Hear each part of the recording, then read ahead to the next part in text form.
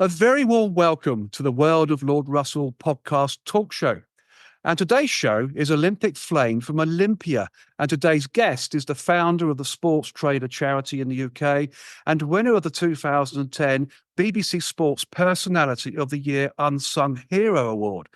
He was a Royal Navy's reservist for 6 years and a National League basket player and coach.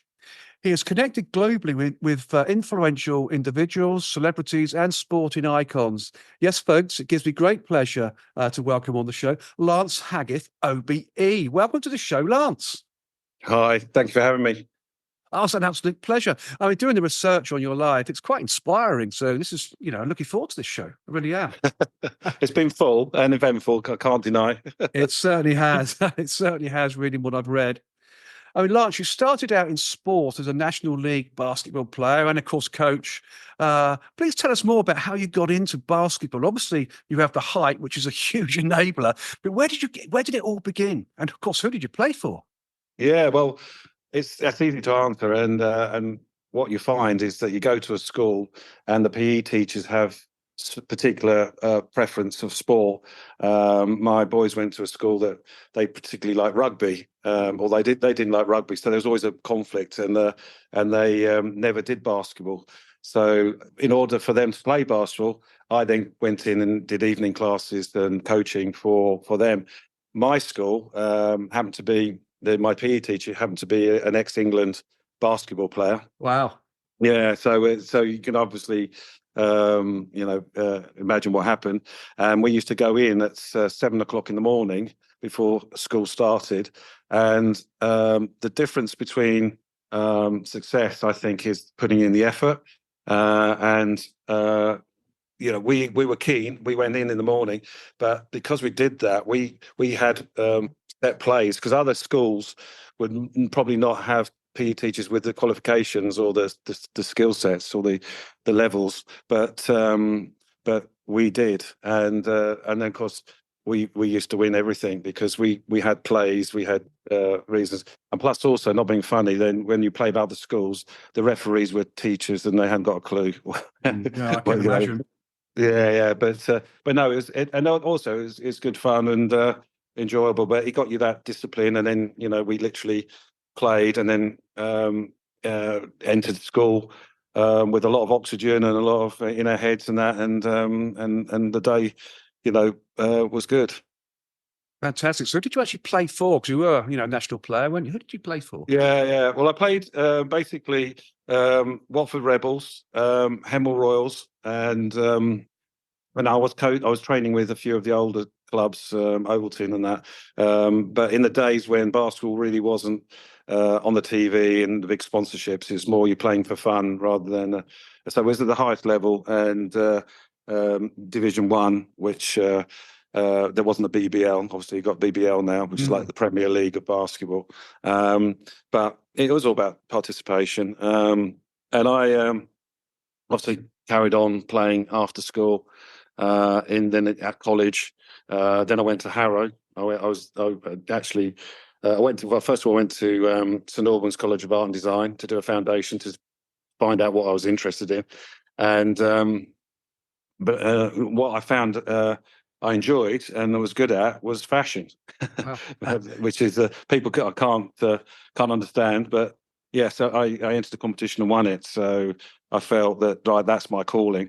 And I went to Harrow, which is one of the top four, colleges, universities, polytechnics, whatever, in the country for fashion. There was Harrow, Ravensbourne, Kingston, and St Martin's, and London College was coming through as well in the background. But so it was me, and 75 girls, Very interesting. Absolutely. And it was, I enjoyed it. I was more interested in the business side of the thing. Can't deny, I used to ask the girls to help me with the sewing, but I would help them with the pattern cutting or drawing, because I'd done drawing for years and life class and that, so it came naturally to me. But sewing, it's a little bit sort of wasn't my thing. But we got through, and and I qualified, and and set up my first business actually in the last year, the final year of Harrow. If you're interested to know a bit more about that, I can tell you why it's what spurred me on to do that. And at the same time, I also set up a basketball club in Harrow to keep my hand in basketball. Absolutely right. Fantastic. And there's nothing wrong with fashion, by the way. I do like to wear nice clothes too, so that's great. That's good to have your eye on clothing. Yeah. Fashion, isn't it? Really good Well, idea. yeah, I think the thing is that I wanted to stand out because what happens with any university or college, there's thousands of young people leaving at the same time, and there is only a finite amount of jobs. So I thought, right, how can I make myself different? How can I stand out? And also, companies want experience. So I basically went to some companies and I just said, look, this is who I am. This is what I do. Would you consider, giving me some works experience for a couple of weeks and then see how it goes? It's not going to cost you anything. Maybe pay for my bus fare. But what I wanted was to get that, industrial experience, which you don't really get at college or school or whatever. It's so different. But I was up for that. Anyway, I joined a company called Hoofer, who made high-end jeans and stuff. And basically, they they said, after the 2 weeks, we find what you've done is amazing, and we really like to keep you on. And then they offered to pay me £50 as well, so a week. So I sort of thought, oh well, must be doing something right. And some of my stuff featured in magazines. It featured in things like Weigh In at Harrods. People abroad were really interested to know a bit more about what I was doing there. But when I went back for my final year, even the teachers saying, pass on some experience and what you do, which I was more than happy to do. But it gave me I got that critical letter that said it's like a reference that I knew that would do me in good stead when I finished my end of year show, etc., which happened to be at the Cafe Royal, and that was good because again, you might find it strange, but it was around the year of Mad Max. Okay, yeah, shows you how long ago it was, and when you've got the stage for you, which is the Cafe Royal, and the press there and buyers from all over the world. I thought, right, what's going to make me stand out? So I thought, right, I want to do leather, but they gave you a budget of £60, the course, and you can't really buy much for £60. But everybody else, not being unkind to the girls, there was broderie anglaise, lace, chintz, all the very, very, and they're all very pretty. I wanted to do studded leather, so I said, is there Max any style? Yeah, Mad Max style. And I said, is there any rules that for me to go out and get sponsored, and thinking outside the box? And they said, no, you can do that. So I then went to some companies, leather companies, tanneries, and I approached them. And the first one I went to was Gomshall's down in Guildford Way. And I said, look, you've got lots of lovely leather, but it's not very exciting. If you give me some leather, I'll make it up into garments, use it for my show, and then you can have some of the garments back to show. And they had a show in Paris, which later on transpired that it was a success, and I got sent out there on their behalf. And then that meant I could get £60 on just trims, studs, and fittings, which is and linings, which is more than enough. So so that was good. And so my collection was studded leather, and I wanted to have the music appropriate for it, which is like very hard hitting music, and a smoke machine. And I thought, well, I need a smoke machine. So in those days, it's a question of hiring this big kettle, basically, and going to the butcher's to get some dry ice, and then adding the two together. And you know, if you ever see the video clip of the show, which I have got, if anybody's interested, just have a laugh. Well, But, I'm sure it's very interesting. Yes, very it is. interesting indeed. But it got the smoke, the girls coming through, the guys coming through, studded leather, but did the trick because I ended up getting a lot of interest. I was in the press. And then I got companies from America and that saying, you know, what you're doing, can you be interested? So I thought, well, you know, I think maybe I'll do it myself, start my own business myself. So I poached one of the seamstresses at the college to come and work for me, and because she was good, Beryl, and then CBS. I don't know if they're still going. The music company CBS said we'd like to. You know, you to help us on basically creating a look for up and coming bands, and some of which you would know, and some of which you wouldn't, because like the Roaring Boys didn't make it, but we did their look. But people like Paul Young, Alison Moyet, Wow. Spandau Ballet, Wham. We did some old pieces for Ridgely and George Michael. So you know, the leather you see them wearing on the albums or in the videos would be probably mine. That's interesting. I mean, did you ever meet these famous characters as well? Yeah, they'd come. I was still at home. I was still living with my mum and dad. They'd be sitting in the lounge having a cup of tea. With They'd be George coming Michael and Andrew yeah, Ridgeley. yeah. Well, I can tell you many a story. Me and Andrew Ridgeley at Zenons and Camden Palais, and yeah, on the nights out. But then, yeah. So technically, you know, Alison Moyet in those days was a fuller figure. Let's put it like that. Yeah. But fantastic talent, lovely voice, smashed it. And every now and again, she said, "Oh, I need another motorbike jacket, but make it look big because I want it to look like you know, like the girls at school, their boyfriends suddenly get their first moped, they wear their jacket, they roll the sleeves up, that sort of stuff. So that was the look she wanted, and that's what we did. Paul Young, in those days, there were the black 501s just came out, the Levi's. Yes. And he said, "Can I have one in leather, black leather?" Said, "Yeah, no problem." So we made one for him, and then he wanted another one. So we had to send them out when he was on tour to various places.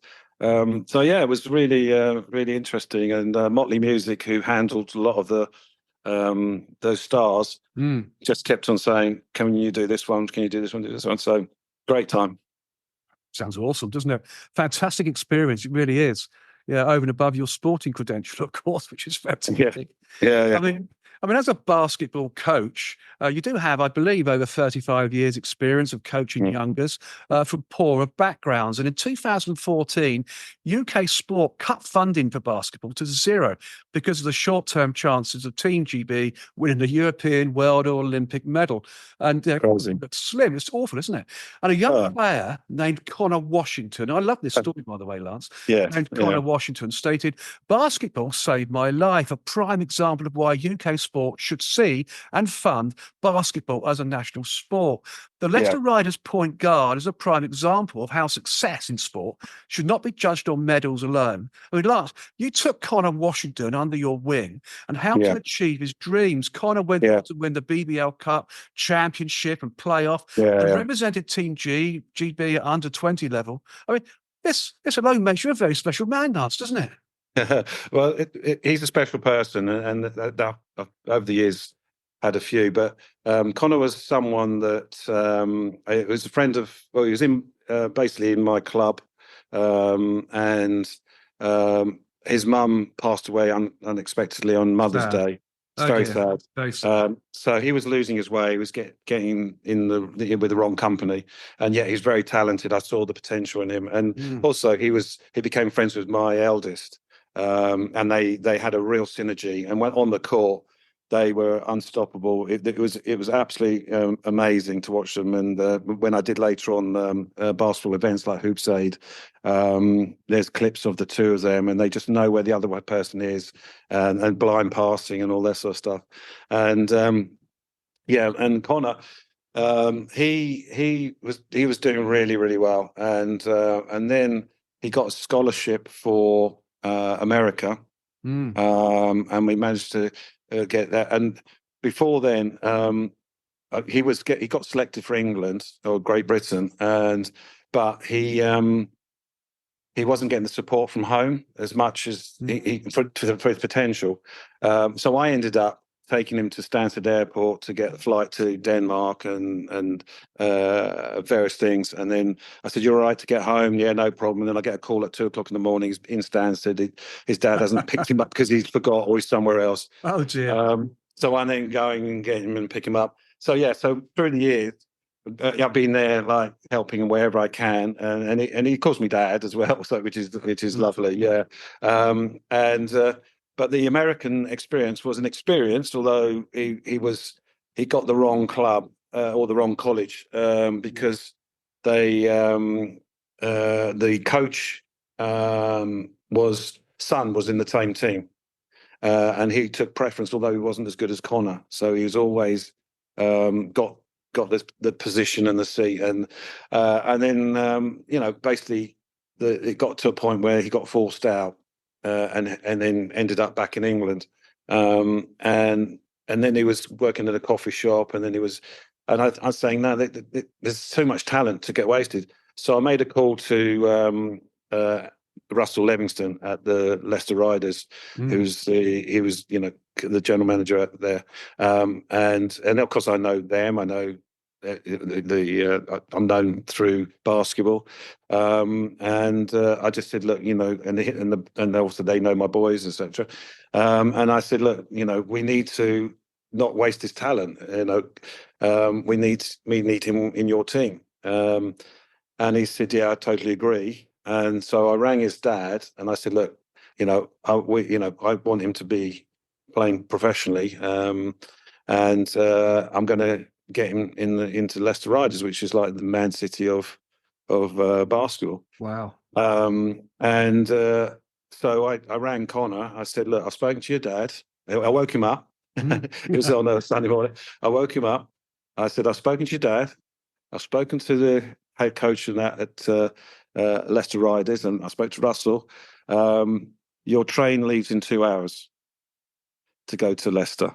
So I got him dressed, got him in the thing, so he didn't have time to think. Got him there, and the rest is history. He was with them for years, and still it is, and and it got him into the right sort of mindset. But the main thing is, he's done well, and he's got a lovely family now, and settled, but you've got to, when you see these opportunities, it's creating the opportunities, and that's why I set the charity up later on.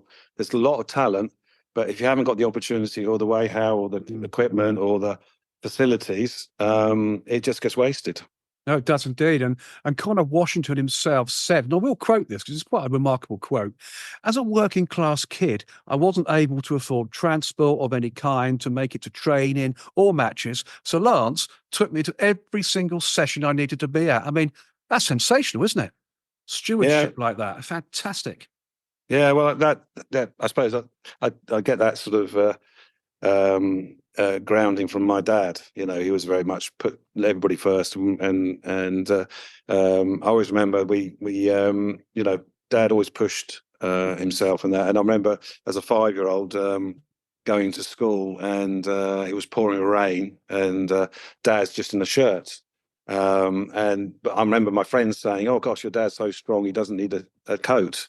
But he always made sure us 4 kids were always dressed, clean, fed, etc., etc. So, and I've picked that up for years, and now my boys are doing the same, following my footsteps, and they've come to many of my sessions, help me with coaching, helping with the disabled kids or with kids from disadvantaged backgrounds, and they've turned out, as I feel, and many people commented, well-rounded young adults.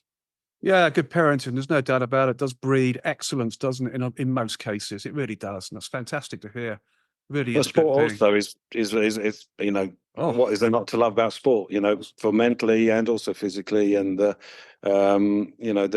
it helps. It's good grounding for life, I think. It is. And you usually find the core of players at school tend to be the same. They're in the cricket team, they're in the basketball team, they're in the football team. But they're more or less likely to get in trouble because they're focused on practicing and being in a team. So as I said, probably you've seen them when I've done interviews on the BBC.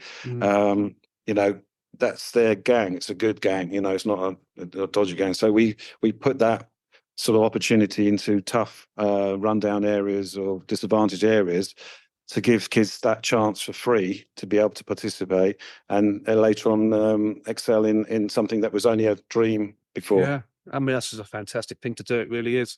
I couldn't agree more. Mm. More. And of course, sport is a great founder as well. Provides a great foundation for future business Yeah, awareness and team. Being a member of a team at business, it creates a better person, doesn't it? All round, it really yeah. does. Knowing how to lose to enable you to win nicely as well. Fabulous sport. Yeah. It really is. Well, Builds I a used to get character. told off by my wife because many a time because apart from being in the garden till very late at night shooting hoops and then moving the ring to under a lamppost to actually whenever we played bowling or snooker or anything, um, you know, I wouldn't hold back. I'd win. I'd aim to win, Yes. and then that pushed them. And because there's three brothers, I got three boys and a daughter. Mm. The competition was there, and still is, believe me. And of course now they Yes. can kick my ass, So, but and I thought, well, that's time to hang my boots up when they can run past me because I also got the 5-star AAA Athletic Gold Award. Mm. And I was jumping, triple jump. I'm 6'7", and I've got the legs. Mm. I've still got the same size legs as I did when I was a kid, so I could do triple jump and then long jump quite well. And it was quite funny when I met Jonathan Edwards and his son was there. And I was saying to the son, I said, "You don't realise how far your dad jumped. It's quite incredible." But funny enough, when I was 13, when I got the 3AA AAA thing, I was jumping further than Jonathan Edwards. Wow, well, that's something, isn't it? Yeah, He was a but champion, wasn't he? Jonathan yeah. Edwards. Well, the thing is that but his technique, and when you're that age, you can have flaws as long as you can jump far. And my step wasn't as long as when you get older. His hop, his step, and his jump were almost equal, Wow. and that's phenomenal. That is. I just don't know how he did it because it's over 18 meters. Each jump is 6 meters. That's three times my height times three. Yes. It's Huge. phenomenal. Absolutely. It just if you measure it out, you just cannot believe it. But what I did find also, and my dad was saying, be careful because you're taking such an impact on your knees, you're going to damage your knees. And then I sort of steered away from athletics and went into basketball because I could slam dunk at Mm. school. And focused on that. And my boys, the same sort of thing. They were all very good at sport, very good. I even had teachers, which just shows you. My youngest, he was good at all the sports, and he was at the infants shooting in 10-foot hoops, so proper size hoops, and being consistently good. In his school, they had inflatable basketball ring, Mm. so it's like a toy. And he used to get told off for hitting the rounders ball too far because the girls had to run, and they were telling him off. That's not giving the right message. You've got to push and excel. So I actually got coaches in, like for his tennis and that, during when they had like a double PE, Mm. would come in and coach him. So he got proper coaching rather than getting told off for hitting a ball too far or trying to put a basket in a 3-foot basketball inflatable ring. So Ridiculous. yeah, so you have to put the effort in. And as I said, they're all good at all levels, disciplines. But I said, look, if you want to, I think when it got to about 10, 11, 12, I was saying, you really now need to focus on one discipline. Mm. Because you're good at everything, but you want to be really good at something. I said, I can help you with basketball. Like Ellis, he was county champion at tennis. he also scored 40-odd goals in the Vauxhall League football in the season. But he was National League playing basketball with the MK Lions. And so I said, basketball is I can help you with. I can't help you with tennis. I can't help you with much. I did do football, and I did help coaching 5-year-olds and that. But I said, you want to be really excel at that one sport. So he accepted basketball, much to the annoyance of his mum, because she likes tennis, and she had visions of her going to Wimbledon to watch him. And he would have done well. I think he would have done well with the right sport, because he ended up 6'8", and in the modern game, you need to be big. Yes. You need to be tall, big levers and arms. And so, he really did excel. And also, when he was 14, he was being trained. He got into the England regional, and he was being coached by the top England coach for the seniors. And they had all these shot programs, and 3-point line.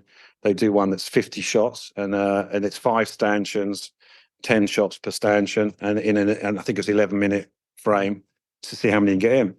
To be an English or Great Britain senior player, you have to get 50%. And he, on that one test, he got out of 50, he got 37. Wow! So he basically smashed it. He was well over 50%. And the coach or the England guy said, "Oh, we can't close that, because it's embarrassing. An under 14 doing that well and against the men." He said, "No, sod it. Let's show the adults how good this little guy is." Absolutely right. Yes. Yeah. So he did really well. He was known as the hitman because he could hit threes. They could all do, because we used to go in the gym, because when I was at the coaching at the school, the same school actually that Paul Radcliffe went to. Oh, wow. Both the Lingcroft and then Sharnbrook in Bedfordshire, and she went to both. And of course, she was exceptional. I used to go to the. She became a friend because of the connections within the sports, and her statistics and times have still not been beaten. So she was exceptional in those days as well. So, but the thing is, we used to go, because I had the facility of the free use of the gym in both the schools. So in the lower school, and also or the middle school in Bedfordshire, and the upper school, we used to go in regularly, me and the 3 boys, and we do 1,000-shot programs. So basically, just pick a shot and do 1,000 of them, and then so the muscle memory and all that sort of stuff. So and I've seen the boys chuck up balls from all over the court. And I remember when Ellis played against Wales, and there was about less than a second to go, and it was the halfway court. So I'm going to him. I said, "It's a catch and chuck.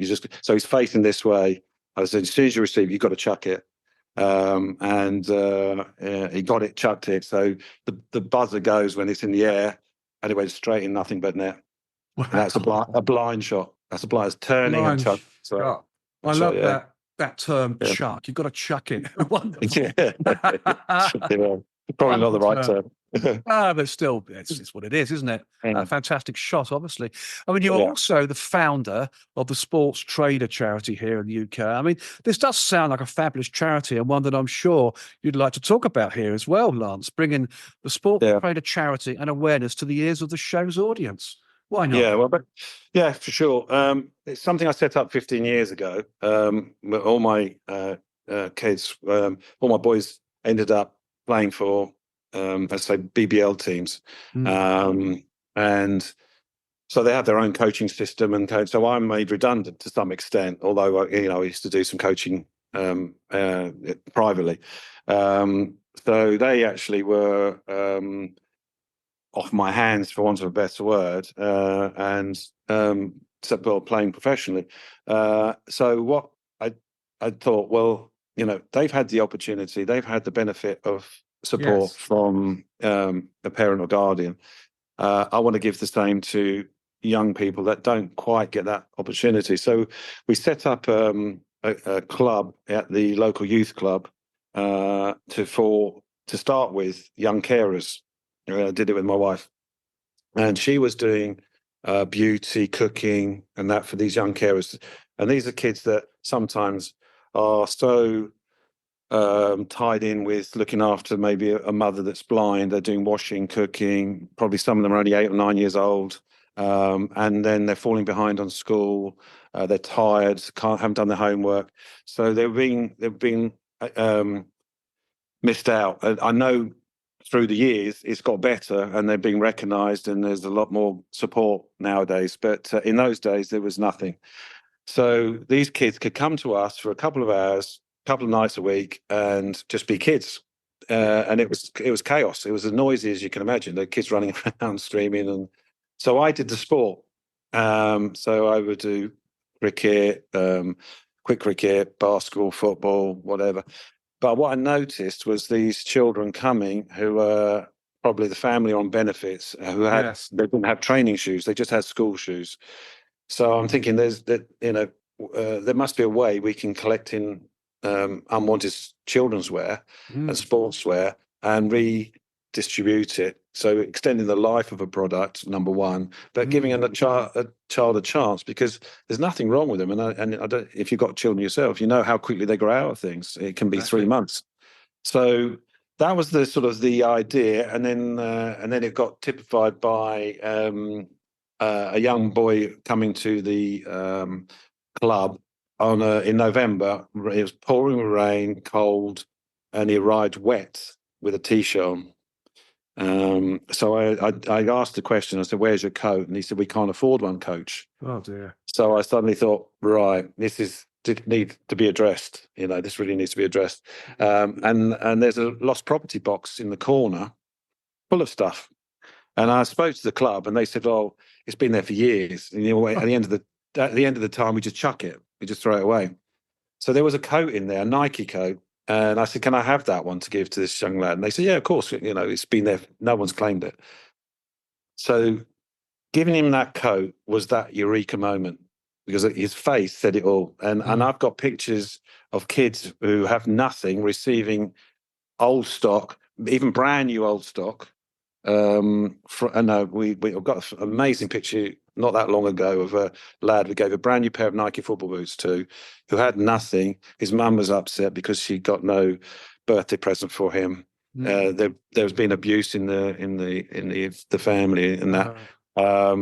And this face, the smile on his face when he's opened the box, that I often send that to people because they've allowed me to do that. They've given me permission to do that, just to show, well, you're having a bad day, have a look at this, and that's what it's about. So that idea was just to get in all this unwanted stuff, give these opportunities. And we had one great example was we had two brothers going to football every other week because they were sharing one pair of boots, and one of the brothers have to put newspaper in to make it fit. So we just give them a free pair, and they both can go at the same time. Wonderful. What a great story. And of course, you've opened up quite a few of these shops now around the UK, haven't you? Sports trader charity shops. Yeah, we're national. We're going through a bit of it's funny enough. Today is like we're now. We've done well at sport.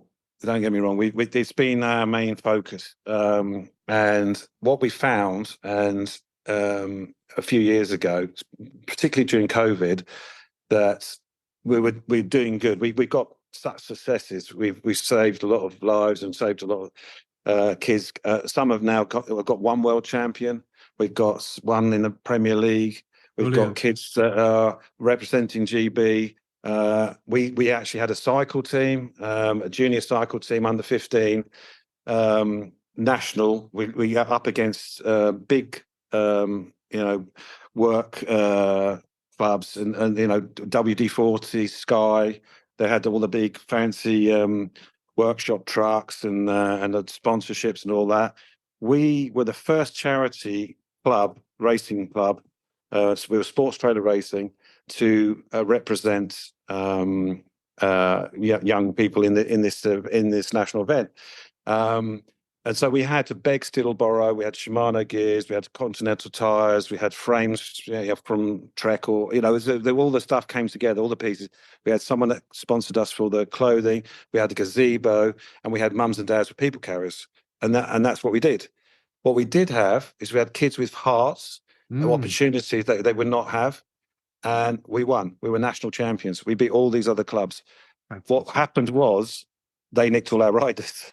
Well, they would do. That was the obvious thing that's going to happen, Yeah, I guess. So. yeah, which is fine. And I now get, these young boys are now, early 20s representing Great Britain. And they say, "Oh, I've just did this in the Olympics, and then Yes. In Italy we've done the tour or whatever." And it's great to hear, and they still keep in touch and can't thank me enough for that opportunity. So and then on the other scale, we've helped thousands of kids to swim. So I see that the life skill, and it should be. In my days, it was mandatory learning to swim. I remember getting my 25 yards to swim certificate. Just shows you how old I am. And nowadays, it's not compulsory. I think that should be on the curriculum. I think first aid should be on the curriculum, plus a few other things. So we then taught kids because you wouldn't believe it, but the fifth biggest accidental death in young children, is drowning. Yes, it is. Yeah. And to have that 25-yard mandatory swimming certificate, I do remember it too. So it shows my age a bit too, Lance, to be honest. And everybody at the school used to have to do it. And some children obviously really struggled because they just couldn't do it, but they were forced, pushed along. Yeah, 100%. And that was fantastic. Yeah, and I think, because I work, one of my best brand companies that support us is Pentland. I've worked with Pentland for years in different ways, with Stephen Rubin previously, but with Andy Rubin in the last 15 years, he supported the charity right from day one, giving us old stock and that. But obviously, they own some big brands. They own the Mitre, Berghaus, Kickers, Speedo, obviously, there's about 20 brands, I think. But Speedo, number one brand in the world.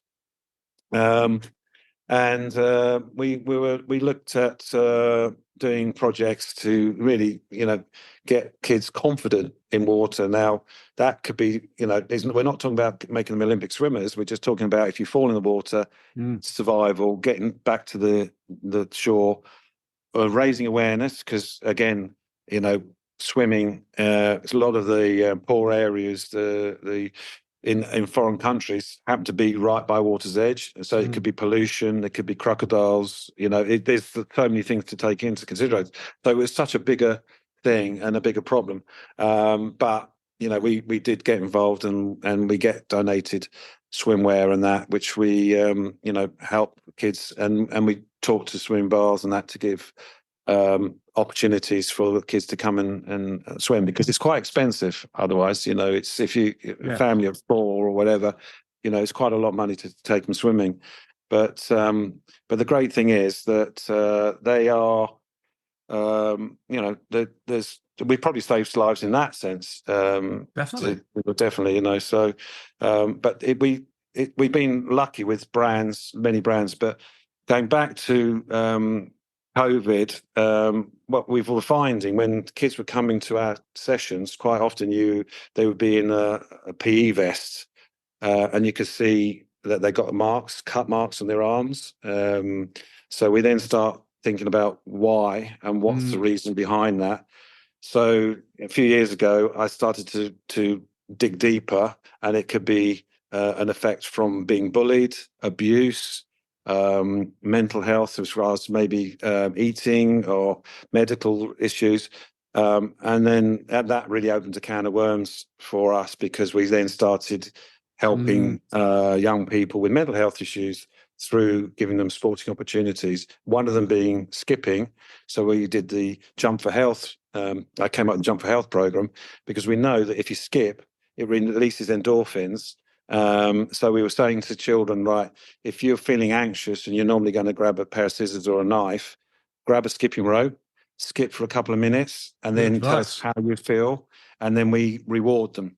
So kids love presents. So we give them what we call a bag of love, so that they're allowed to take a present out if they feel that anxious, as long as they tell us and how they feel, and it deflects them off the way of getting that adrenaline rush or whatever it is that in more by cutting themselves, they're getting it in a better way. So we give them a skipping ropes free, and that's been very successful.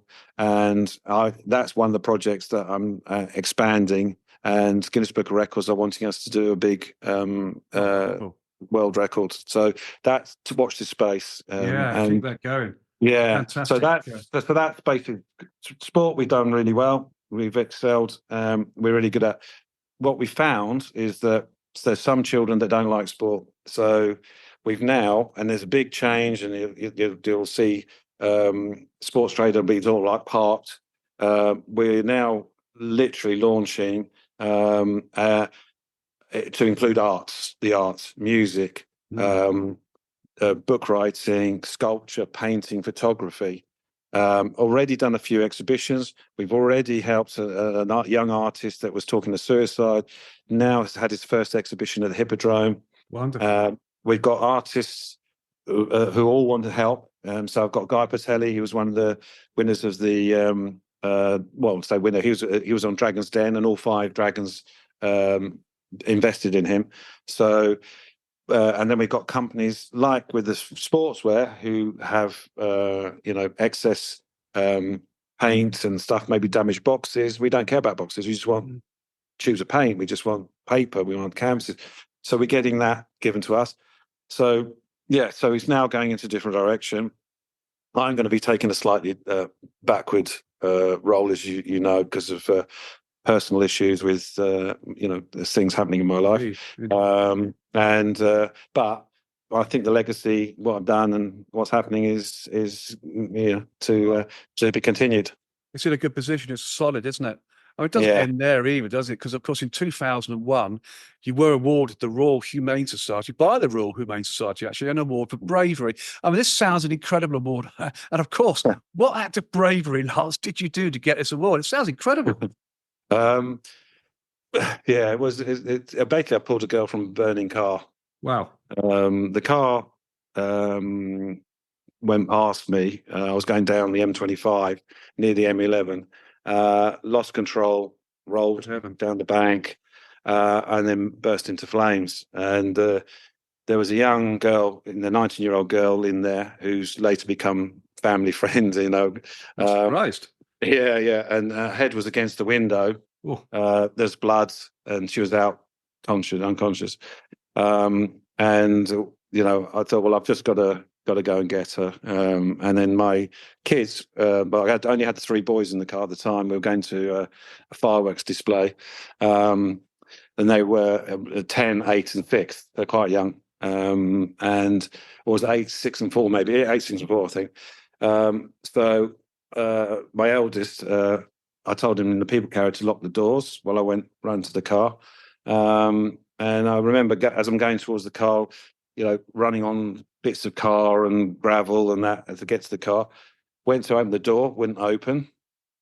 And I thought, this because it rolled, it sort of got crushed. But what happened was that I put my hands in the top of the door frame because I couldn't punch the window because her head was right against the window. And I pulled it, and the window just broke. It sort of folded diagonally from corner to corner. It seemed to once the glass goes, it folded really easy. Yeah. But now the car's filling up with smoke, and the flames are coming out the bonnet, and that.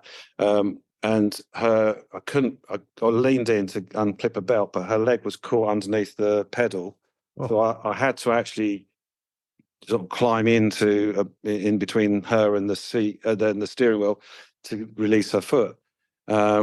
And that was the bit I was feeling a bit more vulnerable than normal, because my feet came off the ground as I'm going into the thing. But to cut a long story short, released it, pulled her through the window, carried her to the verge, and then minutes later, fire brigade came and police came, and then she got taken to hospital. And then they just thanked me, and then I heard nothing. And then I get a call from the mum to thank me, and she said she'd like to me to come and meet the family because we would like to thank you. So we went for a dinner at a local restaurant, and when I arrived there, the whole place was full of her family, of friends, and it's a bit embarrassing. But she had broken, I think, collarbone and got a fracture on her head and that, but healed properly. So the story ended well, and every 3rd of November every year I get a message from her thanking me. And then when she got married, I was invited to a wedding. Oh, wonderful. Her 2 kids came up to me once and said, "Thank you for saving Mummy's life." It's nice, and but my wife killed me. She actually said, "What the hell are you doing? You could have been killed. Your kids for the scene, you get blown up." But that's the way I roll. Really, it's just I can't sit around. I have to act. And ironically, and this is quite funny, is that 3 weeks later, we're driving down. My wife's next to me. We're driving down the M25 again, and a van loses control, rolls down a bank. It's on its roof. Oh, no. It wasn't on fire. It got crashed to the fence. Wasn't on fire. And I just looked at her, and she goes, "Oh, go on then." So I said, "There you go." Yeah, So, she knew so he I was ran, going to anyway. yeah, so I ran down the bank, and this guy was wriggling his way out the window because he's upside down. But I said, "There you go. You do what you do." But Exactly. yeah, so that's what it was for. And yeah, what happened was Nice story. I got contacted, and then I had to go to some lord something or other in a big mansion, and what's nice, they when I got presented with it, they asked for my son to be on the stage as well, because they said he acted brave, looking after his brothers, and they said, "Oh, Oh, good. yeah." They said, "Does your dad wear his pants on his outside his trousers?" So, so but Very also funny. what was funny is that it was that weekend, and then when I went to pick up my 4-year-old Ellis, his teacher came out and said, "Okay, Mr. Haggith, can I talk to you?" I just want to clarify. I said, "What's that?" They write down what they did at the weekend, and he said, "Is it true that your son said you ripped the door off a car?" So I said, Yes, it's true. "Yeah, it's true. Yeah. Well, I didn't rip it off, but I've been to it." But yeah, that's true. Yeah, Oh, what a story, remarkable story. And yeah, of course, it's good that the young lady is alive and kicking, living the life now. It's yeah. fantastic. Good for you, In Lance. her And look, 30s, yeah, in her yeah. 30s. And of course, the awards kept coming, Lance, as well. And in 2010, you won the BBC Sports Personality of the Year Unsung Hero. I mean, this must have some story behind it, Lance, as well. So please tell us more. Or was it based on what we just talked about? No, well, um, yeah. Well, what happened was that you get nominated, but someone nominates you, and then it Yes. gets for the region. So I was representing the east of England. There's 16 regions, BBC regions around the country and Ireland, and yeah. So I remember it was all a big surprise because they come in and it's on YouTube and that they come in and surprise you and say, "Oh, by the way, congratulations, you are BBC East, Look East sports personality, so unsung hero."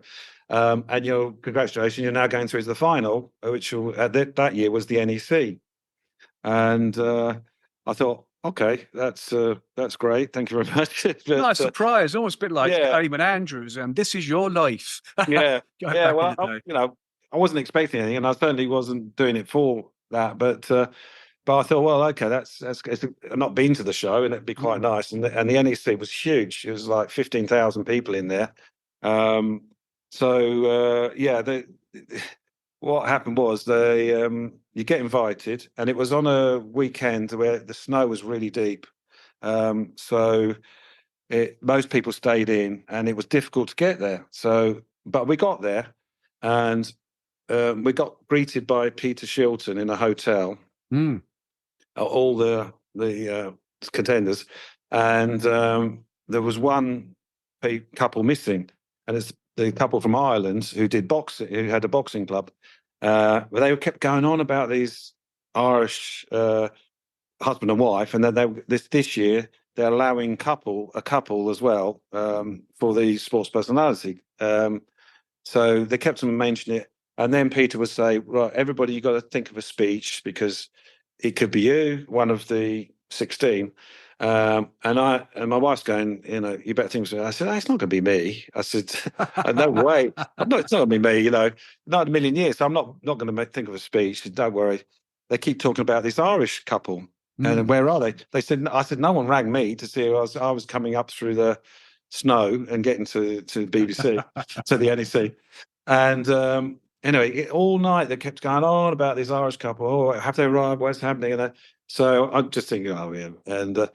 And then we get taken in one of these Premier League football coaches, and yeah, very very smart, from the hotel to the arena. So we arrived there, and they said, right, we can now disclose who the top three are. So we but up to then, none of us knew. There was no one giving any indication. And the three are the Irish couple, this netball lady, and myself. Wow. And so I thought, well, that's great. I finished third. Fantastic. I'm really happy about that.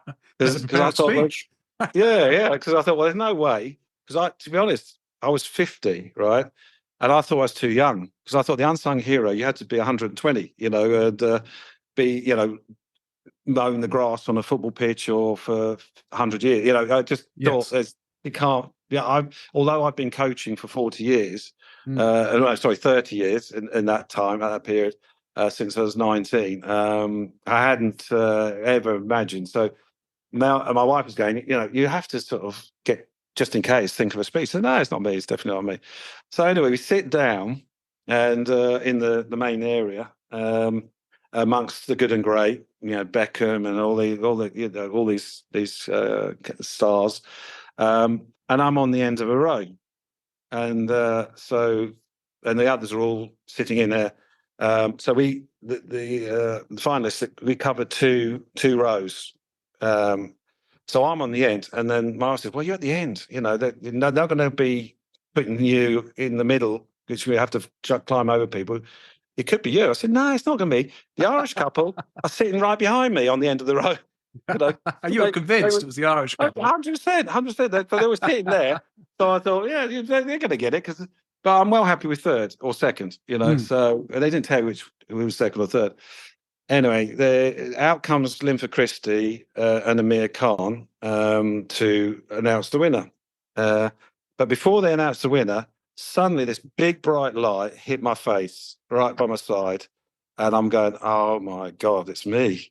Right. And she's going, I told you. So I'm thinking, oh my God. So I quickly check my tie and then I thought, right, I'm going to not rush, because I had to walk up there because I've got to think about what to say.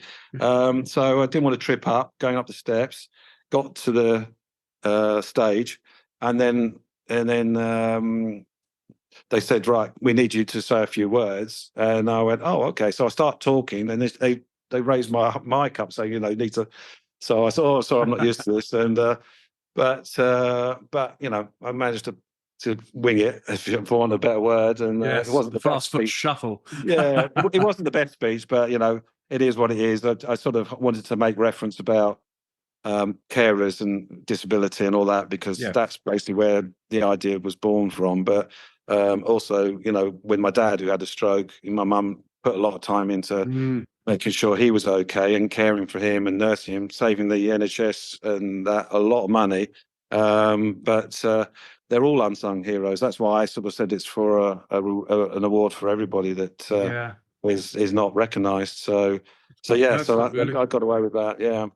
Wonderful. What a great story. And you also received a fabulous award from David Cameron, of course, in 2011, then Prime Minister of the United Kingdom, of course. I mean, this time, the David Cameron inspired Big Society Award winner. You'll certainly need a much larger awards and trophy cabinet at home, Lance, wouldn't you? So what did you do to become the Big Society Award winner in 2011? And what was it like to meet David Cameron, of course, as well? Yeah, it was good. I must admit, he was really nice. Came across really well.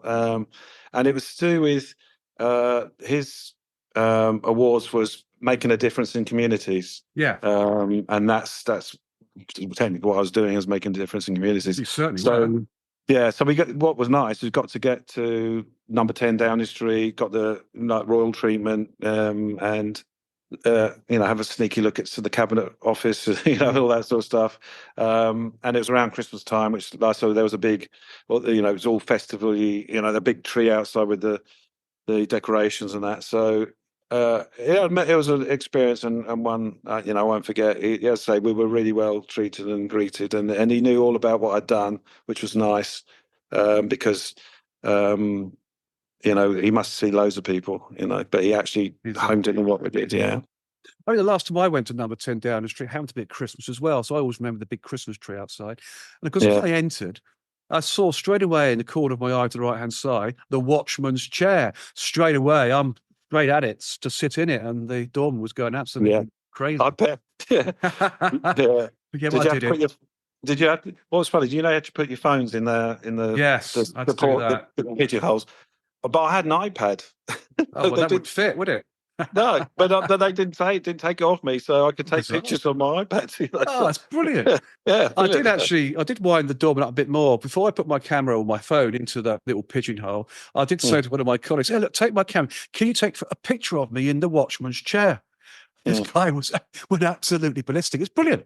Huge fun. It really was. Brilliant. Oh, yeah. No, it's as good, yeah. And I think that sort of thing is nice, that they, those sort of recognition are made, because so many people doing some fantastic stuff. And I meet more and more, and real unsung heroes, that they've got nothing but making that difference. It's just incredible. Definitely.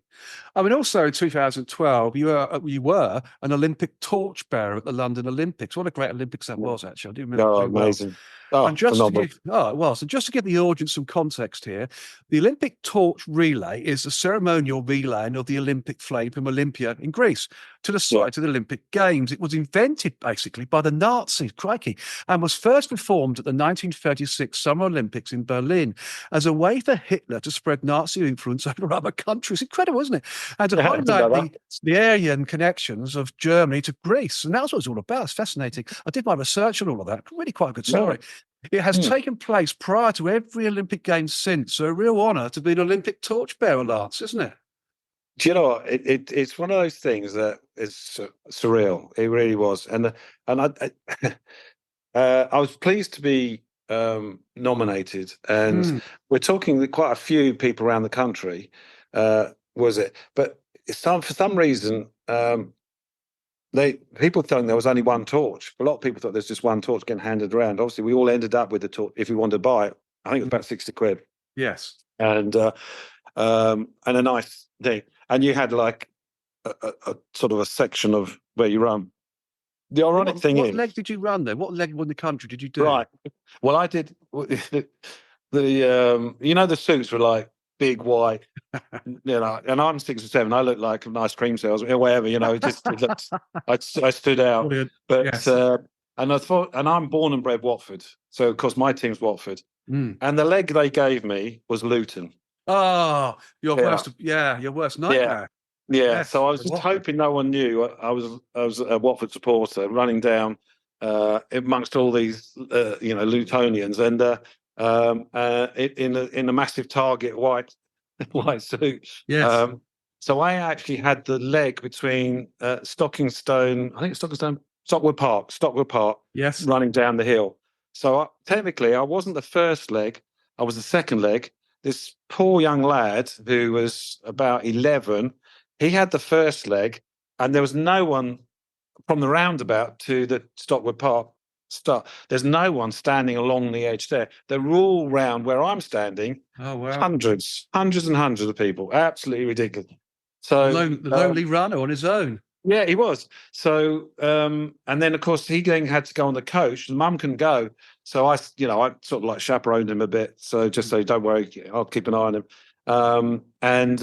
But sort of semi-entertaining the crowds, because by now you get kicked off the coach, and this coach drops off people along the way. So what happens is another big coach, big double decker with press and photographers and all that, is following the runner. So he's coming towards me, and I'm there, and then his torch lights my torch, and then Yeah. I go, and he gets onto the double decker. So it's like double decker at the front, double decker back. So I'm legging down, running down the hill. Everybody's waving, cheering, clapping. It's a phenomenal sight. And this, bear in mind, this is the day it was the Wimbledon final and the British Grand Prix. So people, even though those two big events were on, they were out in numbers. As soon as you do your bit, they extinguish your thing, take out the gas canister, and then it's yours. But of course, then everybody mobs you because they all want to hold it or they want to touch. I had babies being chucked from about 10 feet away to me to try and say, like, when they grow up, say, well, you touched the torch. It was that crazy and that manic. But yeah, it's definitely a time to remember. And then I got invited as a VIP guest with Nick Clay, was it Nick Clay? He was the deputy prime minister, or he was they had a collab, didn't they? It was Nick Clegg. Nick Clegg. That's it, Nick Clegg. So that was quite fun because then we met at Guildhall, and we all got to the Olympics, and they all got lunch boxes, which were like very flash. They were a lunch box and a half, I tell you. And got on this coach, and then we had a police escort. We were going through traffic lights. Felt a bit like a pop star. It was just like had helicopters above, straight to the back entrance of the thing, and I think Cameron was in a car in the front, but yeah, we were in his guest as a part of that, so that was good. Oh, it's perfect, isn't it? And of course, it just carries on, your life with the walls. Because in 2017, the University of Bedfordshire bestowed upon you an honorary Doctor of Science as Dr.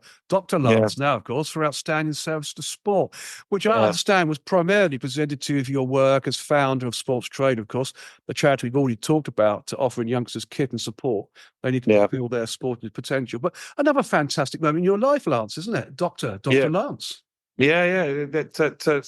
That's good and bad, I suppose, because they do, when I go to do things, they do put doctor in front, and it does it to the bemusement of people. I'm not a doctor, so it was I was really appreciated of the award, appreciate the award. I got dinner and that, but they take it really seriously. And again, I ended up in Luton. I don't know why I keep getting up in Luton. It's like a big mansion house, beautiful, stately home. But you get dressed. You have two people dressing you. Wow. Literally, they were like making sure that it's that at a certain height, and this and this, and then this wrap and this robe and this hat, and it was like, it's just it was like precise, and then I had to do a speech, and then received the award. Yeah, that's incredible. I mean, you've also been the founder of many other profit and non-profit organisations. I mean, this list is impressive, such as Lance of London, BCP, Sports Trader Charity, of which we've already talked about, Hoops Aid, Sports Poundland, Bounce Back, Golf Aid Designer, and Golf Aid, designer of the Cowpole Sachet and Pack Bucket, which sounds incredible. Plus Boxing Aid and Puck Aid. I mean, many interesting organisations, Lance. Yeah. But please enlighten us. I mean, how did the inspiration to design the Cowpole Sachet and Pack Buster come about? Yeah, well, funny enough, I love designing. I love inventing, and I've had some good ideas. And my dad was the same. He was known for doing the joke on a stick, by the Nestle ice cream stick. So you have the joke, and then the answers underneath the ice cream. And then before he died, he got a VIP tour of the factories and stuff. I remember taking him around in his wheelchair. But I've always, I suppose, been interested in what he did, and I did the same thing, and I come up with some ideas, and some big successful, The Cowpot sachet was very successful, but they ripped me off, and that's the negative, because Yes. you know, I have a frustration with big companies that, you know, why rip someone off? You know, it's a good idea. Surely you want to reward them because Yes. you're going to make, because they made loads of money. They made, it was one of their what they call the hot spots. Really. It exactly what, you know, why I invented it, or why I came up with it, is because Mm. the Calpol previously was in a glass bottle with a child-friendly lid, Mm. but because the sticky solution, my eldest, who was a baby at the time, managed to open it and drink half the content of the Oh thing. dear. So I thought that's dangerous. The doctor said he'll just be sleepy. Don't worry about it. But I thought, you know, it's impractical because we've had one that broke in a suitcase, so you get all the sticky stuff all over the place. Yeah. So I thought there must be a way we just do a single dose portion in a sachet that you can put in your wallet, you can put in your handbag, in your car, but also because it's of a lower amount of content, it can be sold over the counter, not behind the counter. Mm. So you can be in petrol stations, airports, and stuff like that.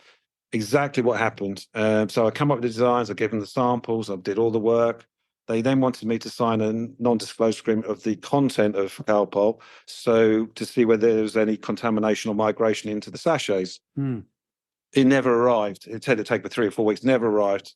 And they kept on blocking me and avoiding me. And 6 months later, my wife calls in tears saying, you know, it's all over the boots. There's tons of it.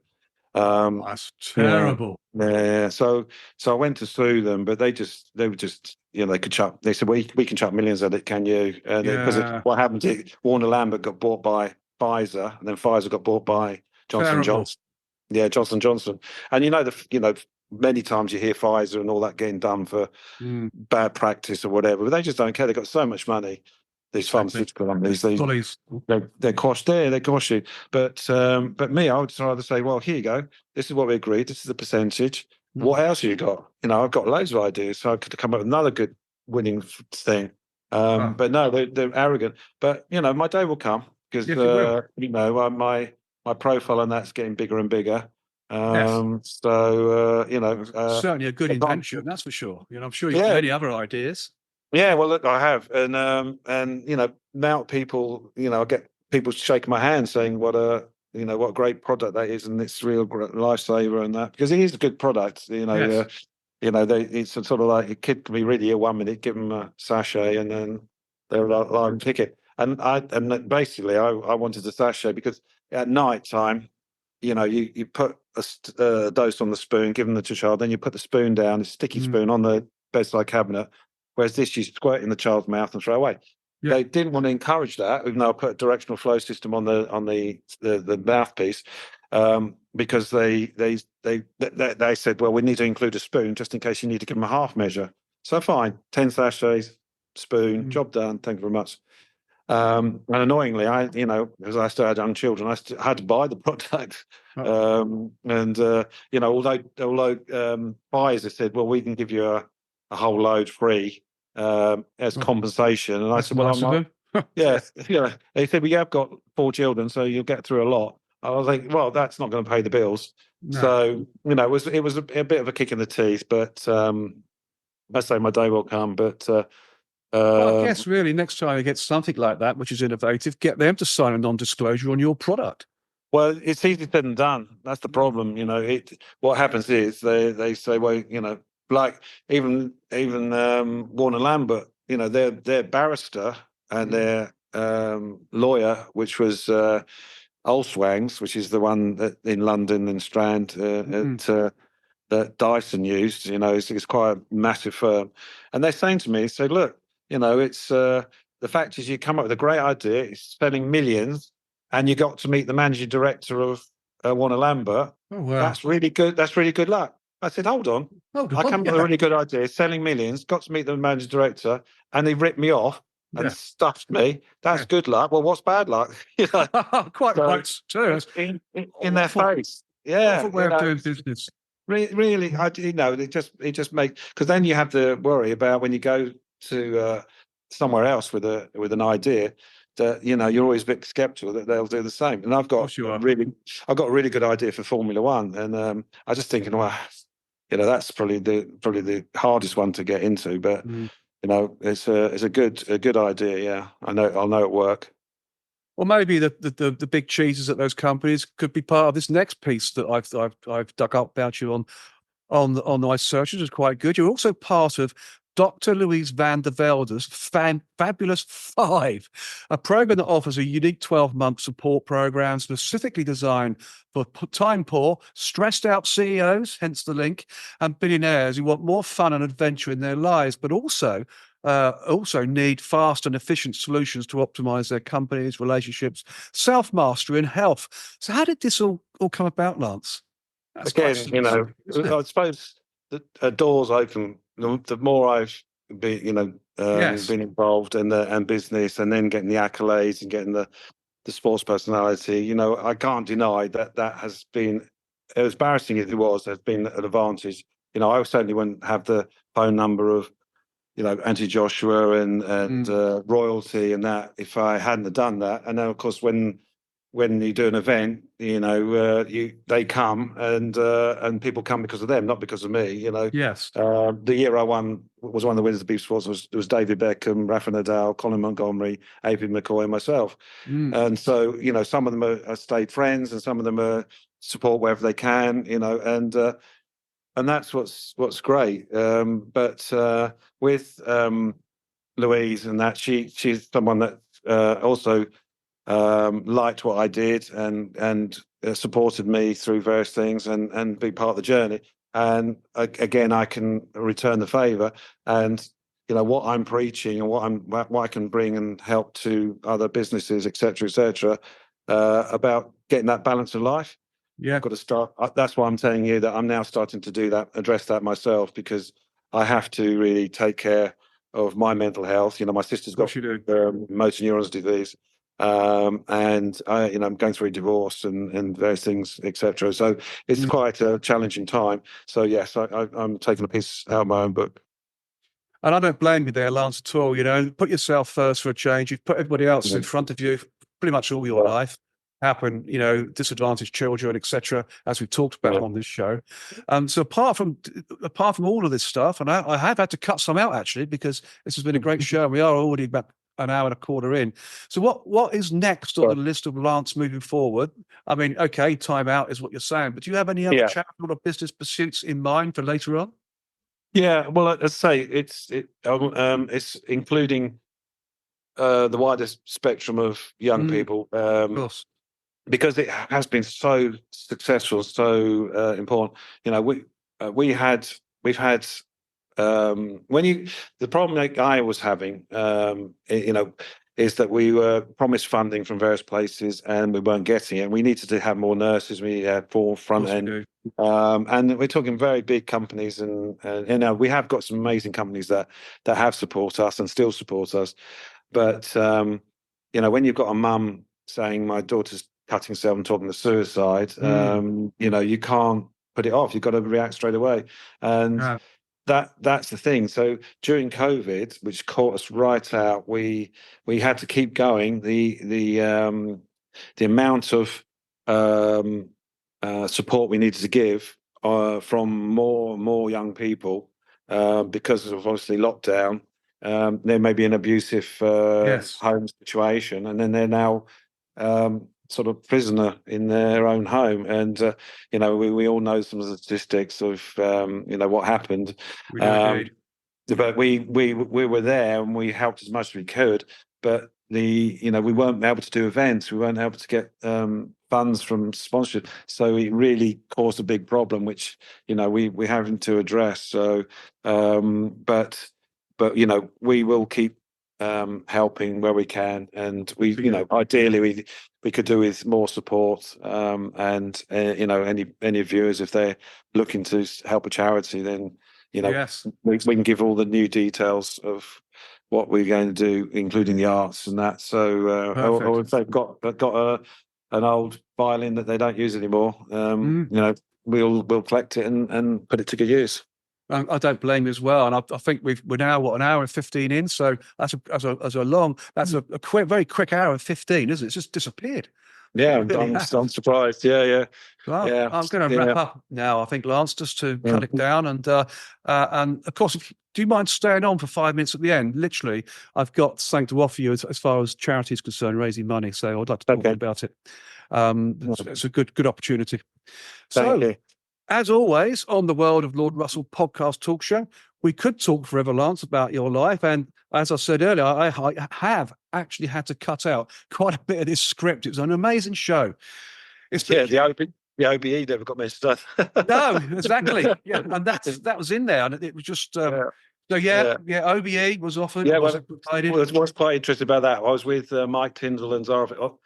I'll keep it brief, Yes. but the Queen gave it. Was I feel honoured because it was the last batch that she gave, which is a Oh, birthday bless. and a royal jubilee years, and then she passed away, bless her. So Yes. I didn't know who was going to give it to me, but I was with Mike Tyndall and Zara Phillips one weekend, and that was about 4 or 5 days before I was actually going to get it.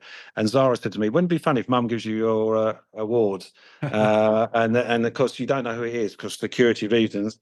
I rock up, get treated really well, and guess who's there? It's Princess Anne, and she actually said straight away. She said, "Oh, when was it you got your sports personality?"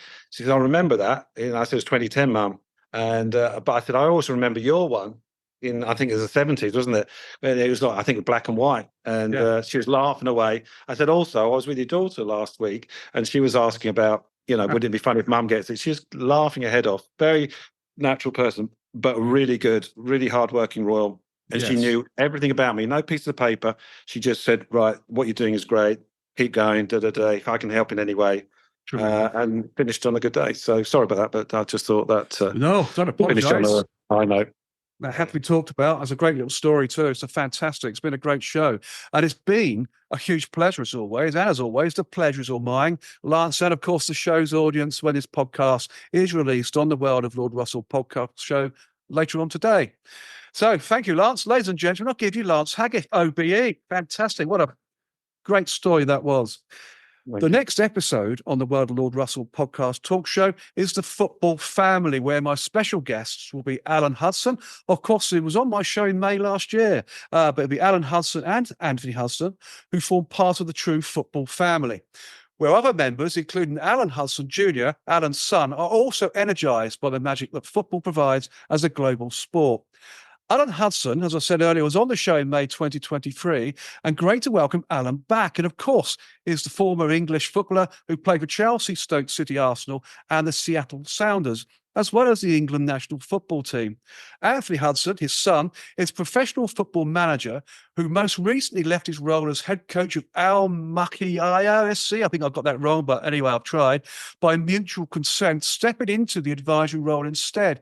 Anthony has also managed Bahrain and New Zealand, leading the teams to the 2015 AFC Asian Cup and the 2017 FIFA Confederations Cup, respectively.